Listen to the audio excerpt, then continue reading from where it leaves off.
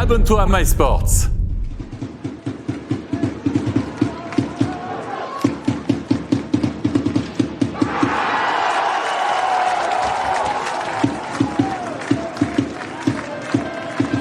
Justement, qui performe elle aussi, eh bien la voici en action et décisive dans ces 5 premières minutes.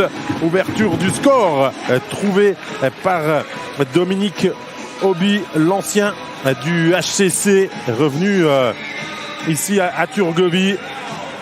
Lui qui avait été formé à Davos dans sa jeune carrière, revenu en terre suisse allemande, et ça lui réussit plutôt bien. Attention, la relance manquée, c'est l'égalisation. Janet a pris un risque inconsidéré et Harrison Schreiber peut loger le puck au bon endroit. C'est le scénario catastrophe là, pour un gardien quand il sort comme ça derrière son but et qu'il relance directement sur l'adversaire. Il a bien attendu, mais la relance est bien trop rapide. C'est peut-être des consignes d'entraînement qui sont mises en place pour accélérer le jeu à ce moment-là. Mais il n'a pas pris toutes les informations et il n'a pas vu Schreiber qui change de direction là pour venir pile au bon endroit pour glisser le puck aussi astucieusement au fond du but. Pénalité contre Forer, c'est Chimek qui provoque et Figren qui marque. Et bien voilà, on l'avait trouvé. Le Suédois très impliqué à motiver ses troupes. Eh bien, c'est lui qui fait trembler les filets. Son 18e but de la saison.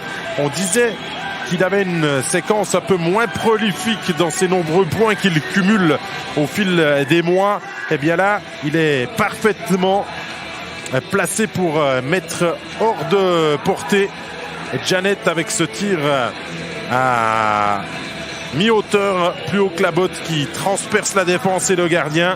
C'est la passe la plus compliquée. Figren, retour au jeu maintenant. Devant, et la déviation de Kinchy. Le capitaine était venu devant le gardien. Et là, Cloton a plié le match en sa faveur avec ses 2 buts en powerplay.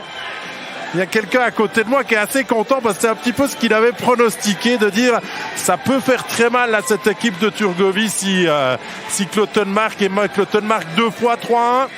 Ça va être compliqué, ça va être très compliqué pour Turgovie là qui subit vraiment la décision arbitrale de punir Forer après la pénalité de Jonathan Eng.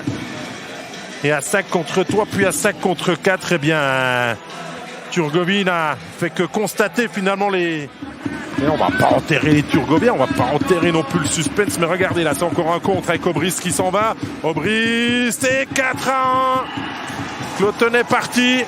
Ils ont pressé sur l'accélérateur dans cette entame de 3e période et 43 minutes 14.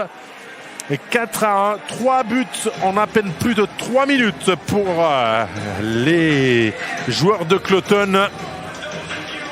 Et là, on a été trop statique, les 3 joueurs, et on essaye du côté de Forer de se lancer pour toucher le puck, mais on était en retard et Obrist patinait plus vite, plus fort pour pouvoir ensuite encore terminer le travail et de fort belle manière mener la vie dure. Et le but dans la cage vide. Et le but va compter. Alors apparemment Tsurkirchen demandait à annuler cette réussite parce qu'il avait été gêné par le top scorer Jonathan Eng, qui selon lui l'avait poussé en dehors de l'aire de jeu, mais le but est pour Richard Palmberg. On revoit, regardez bien. Ouais, en fait le contact est celui de Florin Randeguer sur Jonathan Eng qui vient percuter le gardien. Et ensuite, Palmberg peut glisser la rondelle au fond. Il y a clairement matière à discuter de cette décision. «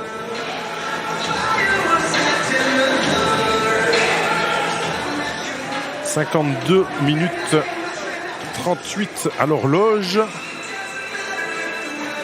Kedlund qui poursuit le travail. Et Tomlinson aurait faire pareil alors que Nicolas Steiner va sceller l'issue de cette rencontre. Les pénalités auront fait très mal à Turgovie aujourd'hui. C'est une nouvelle réussite alors que un joueur était sur le banc de pénalité du côté de la formation des Lions. 5-2. Au lieu d'espérer une fin de match où on essaye de sortir son gardien et de combler ses 2 buts de retard, on va certainement en rester là. Le tir est dévié en plus par Jonathan Henk. C'est pas sa soirée au top score.